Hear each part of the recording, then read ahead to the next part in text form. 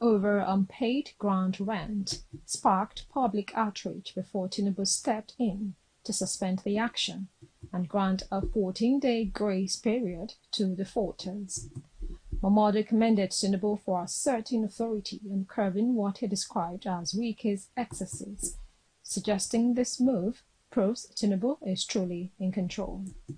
He criticized Wike's confrontational leadership style and urged the president to rein in Wike's activities in Rivers State, where tensions remain high due to a political rift with Governor Sim Fubara. In another development, the National Agency for Food and Drug Administration and Control, NAFDAC, has warned against incitement following its crackdown on illegal drug markets in Onitsha, Aba, and Lagos. The agency raised concerns about social media videos allegedly inciting traders against the federal government, calling it a breach of the Cybercrime Act and urging security agencies to take note. NAFDAC Director General Professor Mojisola Adeyeye clarified that the operation led to the seizure of substandard and banned medicines worth over 1 trillion naira. She defended the penalties imposed, stating that they followed due process and were reduced after appeals. NAFDAC pledged to continue safeguarding public health and enforce drug safety regulations nationwide. Moving on, President Bola Tinubu marked Children's Day 2025 by strongly condemning bullying and pledging to create a safer and more inclusive environment for children. Addressing the theme, Stand Up, Speak Up, Building a Bullying-Free Generation, Tinubu called for nationwide action to protect children from physical and emotional harm. The president highlighted alarming statistics showing that up to 65% of Nigerian children experience some form of aggression. He announced full implementation of the National Plan of Action on Ending Violence Against Children and praised the 36 states that have domesticated the Child Rights Act. Tinubu urged all stakeholders to prioritize children's welfare in policies and budgets. Coming up next is business news. We'll bring you details shortly.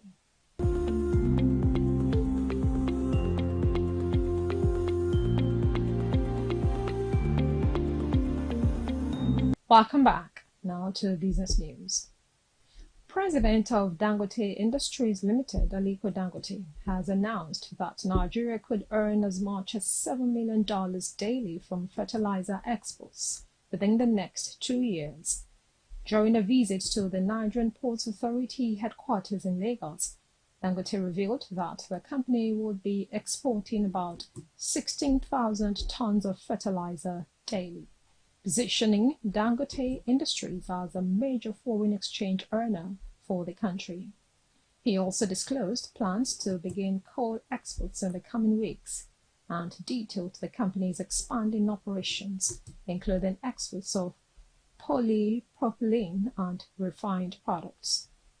Dangote emphasized the scale of their shipping operations with expectations of over 600 ships annually for various products and 240 ships for crude alone from their Lekki base. He stressed the importance of collaboration with the NPA, urging federal support for improved port infrastructure and equipment. Now, the NPA Managing Director, Dr. Abubakar Dan Soho, confirmed ongoing improvements and revealed that the port community system is nearing full implementation. He added that port modernization efforts, including new construction at Tinkan and Apapa ports, are set to commence later this year. We take another break. When we return, we bring you foreign news. Stay with us.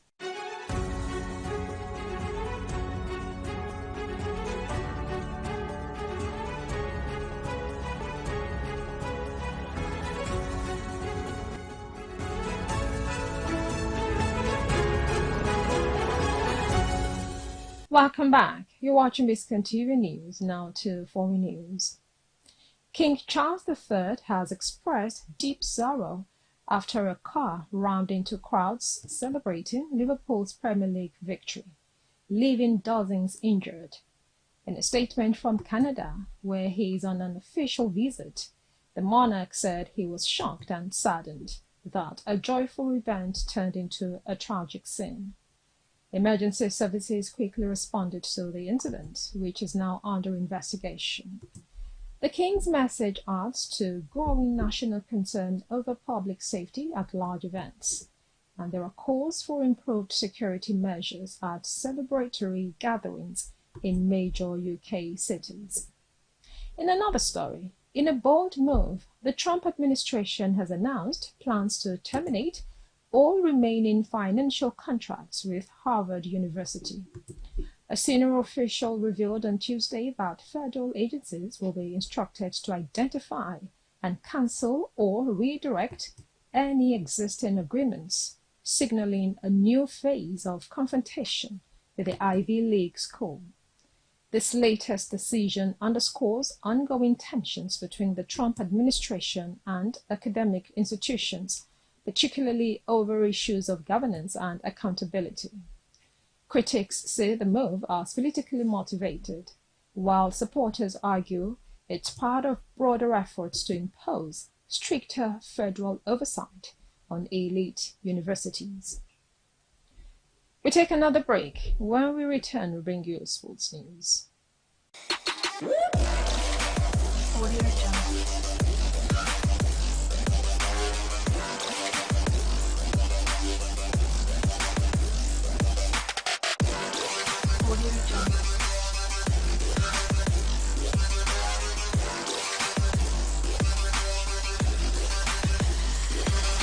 Welcome back. You're watching Biscon TV News, now to sports news. Now, football legends Samuel Eto'o, Emmanuel Adebayo, and J.J. Okocha played a historic exhibition match in Mogadishu, Somalia, as part of a FIFA-backed peace initiative. The match, the first of its kind in over 30 years, was held in the recently renovated Mogadishu Stadium, once a base for militants and peacekeepers. The event, attended by hundreds of fans and African football officials, is seen as a major step in rebranding Somalia and demonstrating improved security. Now, Somali authorities hope the match will pave the way for the return of international fixtures. Fans hailed it as a powerful symbol of the country's recovery from decades of conflict. You're watching Biscon Television News. The news continues shortly.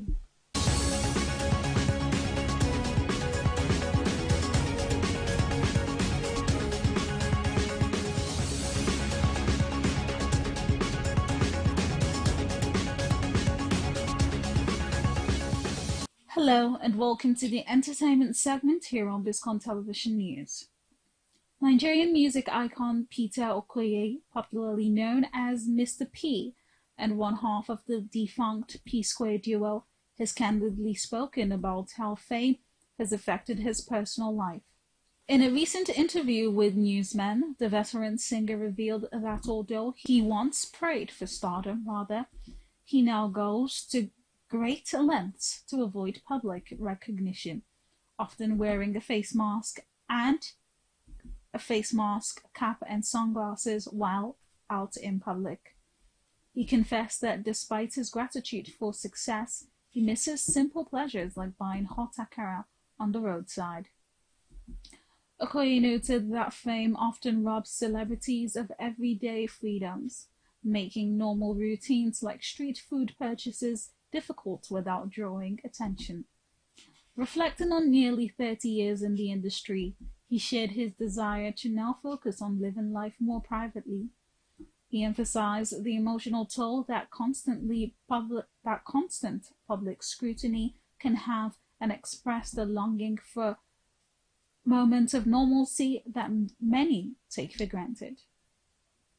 And finally, Afrobeat sensation Tiwa Savage has delivered a heartfelt message on the importance of self-love and authenticity in an era dominated by social media. Speaking in an interview with Newsman, Savage called for more kindness and less comparison, warning that curated online lives often distort reality and create necessary pressure. She stressed that people should embrace their true selves instead of chasing perfection based on what they see online. The award-winning singer encouraged her audience to be present, trust their journey, and take control of their lives. Sharing advice to her younger self to emphasize resilience and the importance of figuring things out independently, reminding listeners that no one else holds the blueprint to their unique path. Her message is a timely reminder of the need to disconnect from digital illusions and reconnect with self-worth. That is all on entertainment news. Thank you for watching.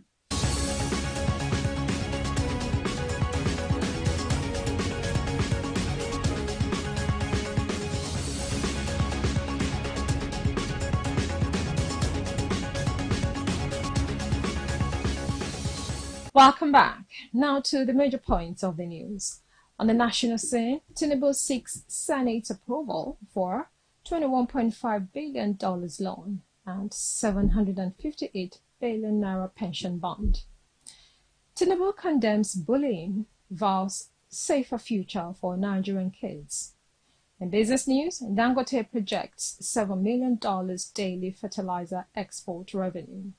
On the foreign scene, King Charles shocked and saddened by Liverpool car attack. And in sports, African legends Eto'o, Adebayo, Okocha play peace march in Somalia. And that's the news on Biscon Television. Now, the last line. Kevin Plank says trust is built in drops and lost in buckets. I'm Stella Opara. Thank you for watching.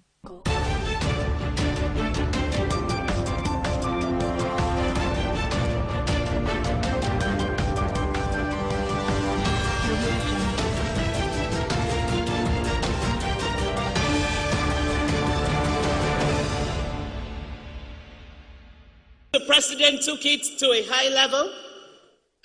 Our new incoming president is determined to take it to another higher level. In anticipation of that, let's give them a round of applause. Spoken words is an integral part of the culture, tourism, and creative arts industry all over the world.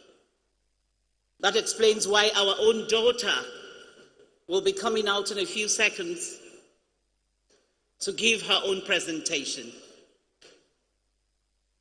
Keyon Onyeka is an award-winning spoken word artist whose goal is to influence change at personal, national, and global levels.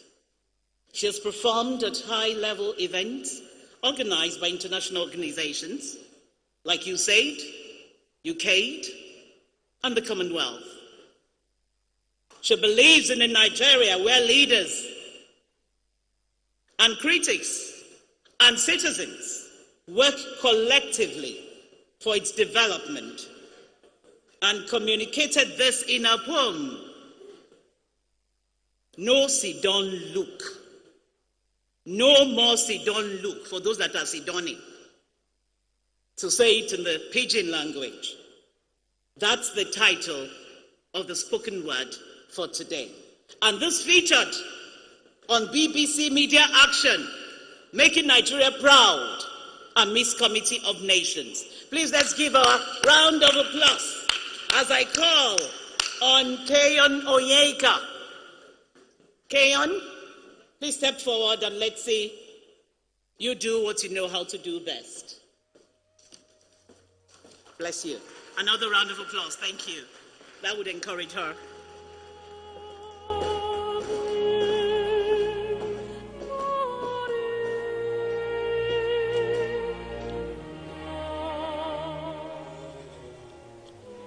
Arise, O compatriots. Nigeria calls you, not your tribe, religion, or political affiliation. But this land of tens of millions calls you to guide her to light. In this call is the voice of a 10-year-old, diagnosed with a disease that she has no name for and a cost bigger than her age. She calls you. Will you answer? Arise, O compatriots. Nigeria calls you. In this call is the voice of a man, powerful but crippled by unemployment. See him in traffic, hawking, racing after cars that keeps outrunning him. He calls you. Will you answer? Arise, O compatriots. Nigeria calls you. In this call is the voice of a native clutching his ancestors in his chest, questions staggering in his chest whether to japa or to stay. Will you answer? Arise, O compatriots. Nigeria calls you. In this call is the voice of a woman terrified every time her son walks out the door, wondering whether he will come back a walking body or in a body bag. He calls you. Will you answer? We are the answer to our own prayers. We are the prophet. We are the prophecy. We are Nigerians, a coming together of a people who their blood today hot, a conglomerate of men and women who do not go to bed until the sun does, resilience tattooed on our skin. Not west, not east, not central, southeast, south-south, southwest, every tribe, every tongue coming together into one. For we are better together. Arise, O compatriots. In every place where we fought each other, we drop our arms and stretch out our arms to hold each other. That the labor of our heroes will not stay rotting on history books, but become the foundation for us to build tomorrow together. That no seat, no table is set without everyone sitting on it. That every time we build ourselves together, we're coming together and echoing that we are better together. Do they know who we are? Of President Muhammadu Buhari to ensure that His Excellency President-elect Bola Ahmed Tinubu and his team have all the information required to make a quick start with the business of governance.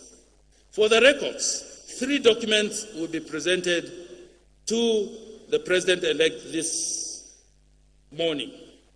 The first is a briefing note on each of the 9 priority areas, covering all sectors. The briefs are intended to provide relevant information that would help the new administration understand the peculiarities of each sector, including key issues within the sector that need immediate attention, highlights of quick wins, and mapping of the efforts of the Buhari administration in the areas where it finds alignment with the renewed hope agenda of the incoming administration. The novelty about this, Your Excellency, Mr. President and the President-elect, is that we took the renewed hope agenda and aligned it with the 9 priority areas. And where there are gaps, we indicated the gaps. And where there are improvements based on the renewed hope agenda, we indicated it and we stated what are the quick wins, what can be deferred for the future. So this is a comprehensive document you are receiving this afternoon. It's a combination of the effort of the President Muhammadu Buhari administration aligned with your vision for Nigeria.